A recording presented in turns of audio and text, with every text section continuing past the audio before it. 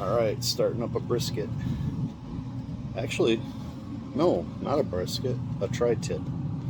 Tri-tips look like this. The way my wife gets them anyway. Already seasoned and marinated. So we're just gonna throw it on the grill that just got started. We're gonna let it get up to about 180 and then we'll throw it on. So I will tear this thing apart and get it ready. Okay, I'm gonna try to cut this open on the cheap without having to use anything else. I don't like to dirty things unless I must.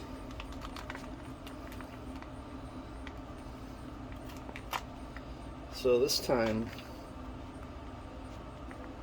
shall I say last time, we did the tri-tip like a brisket.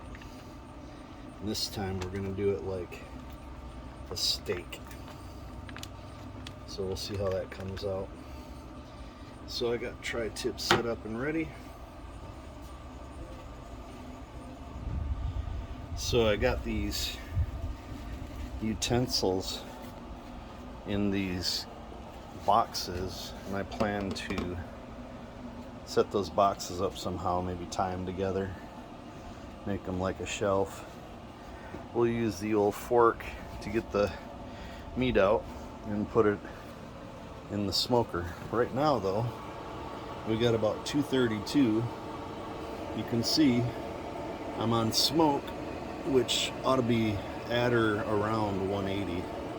So I think we're going to put it at 180 and let it come down to temp before we put the meat in. Going to prepare the Thermal Pro for the cook, and basically we'll put this probe in the meat and leave it in there to make sure temps come out right. They've got these nice probes that completely wind up on themselves, which is nice.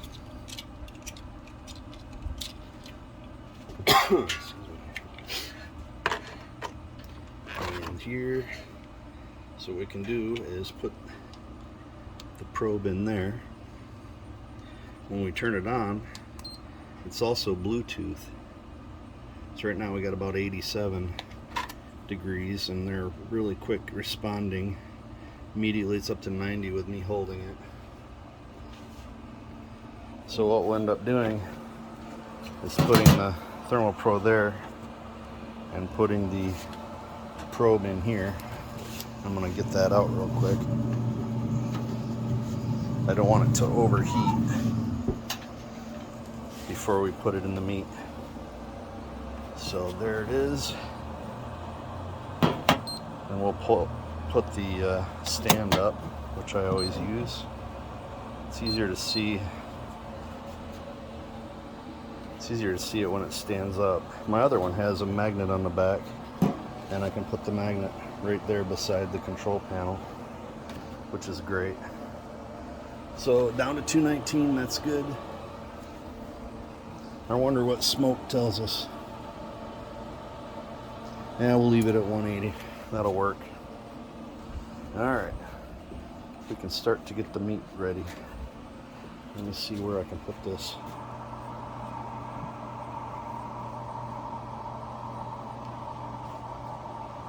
Okay.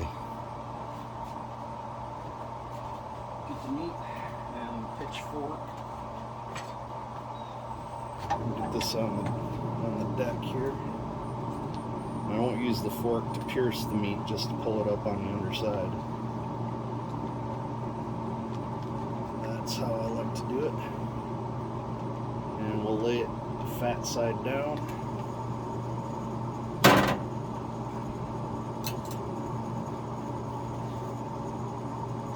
A lot of that seasoning can be put back on it.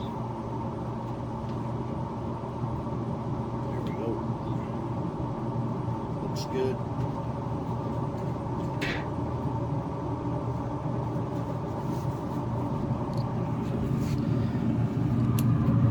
So it looks like a good cut. We can put our probe in the largest side of it, right about there. And this just came out of the fridge, so it's probably cold. Sure enough, 47. We're gonna let that go till about 95 degrees. Looks like it's at 184, which is perfect. That'll do a nice smoke. So when it reaches 95, what we'll do, pull the meat out, we'll wrap it in tin foil, and then we will set the smoker to 450, which is otherwise known as on high. And then we'll insert the probe again and run it till we have about probably 140 to 150 degrees, and then it should be perfect. All right, we'll check back later. Okay, the meat's been on for about 20 minutes, and we'll take a real quick look at how things are progressing. So we went from 49, I think it was, to 64. That's good. And we're at a 170 for the temperature of the smoker. We'll take a real quick look inside. If this starts to get dry, we'll spritz it. Looking good so far. Well, had a sump pump failure. My wife stopped and got a switch. Sump pump motor works, but the switch quit. So I just got to replace that. So I missed a step. Now we're at about 125. We've set it at 450 on high. And it's been going for a while, nice and hot. And we're going to flip it over. We stopped it when it was at 100, so maybe at 130 we'll flip it over. Okay, sump pump issues figured out. But meanwhile, we missed a couple key temperatures. We missed the 125 to 130 degree to flip, and we already took the meat out, and everything's starting to rest now.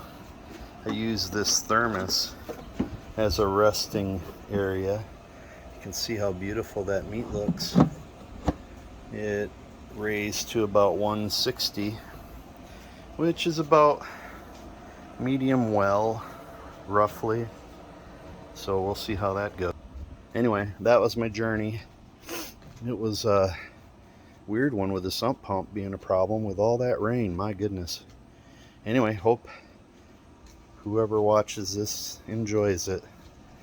If not, I enjoyed making it. Have a good one.